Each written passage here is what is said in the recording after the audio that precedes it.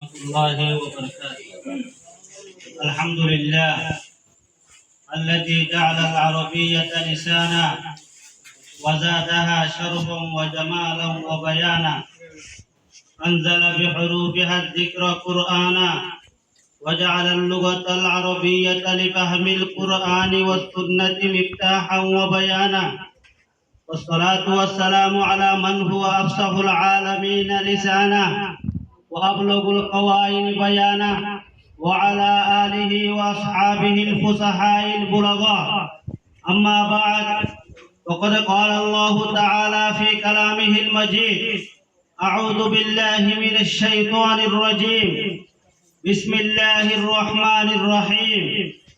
علمه البيان. وقال النبي صلى الله عليه وسلم: إن من البيان لسحرا. أيها الحاضرون الكرام، فأولا نشكر الله عز وجل شكرا وافرا على ما يسر لنا من إقامة هذه الحفلة القيمة المباركة ككل أسبوع بمناسبة إلقاء الخطبة العربية والمحادثة العربية فيما بين الطلاب تحت إشراف المدرسة الإسلامية دار العلوم الصادقية.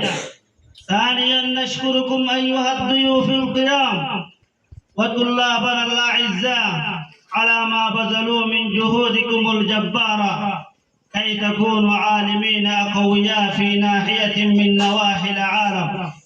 أيها المستمعون الأكارم، إن هذه الآية المذكورة والرواية المذكورة تدلان على أهمية الخطابة وعظمتها، وهذه حقيقة لا تنكر أن هذه الوسيلة المنفردة التي يعبر بها الإنسان عما في ضميره وقلبه ويبلغه إلى أقصى العالم.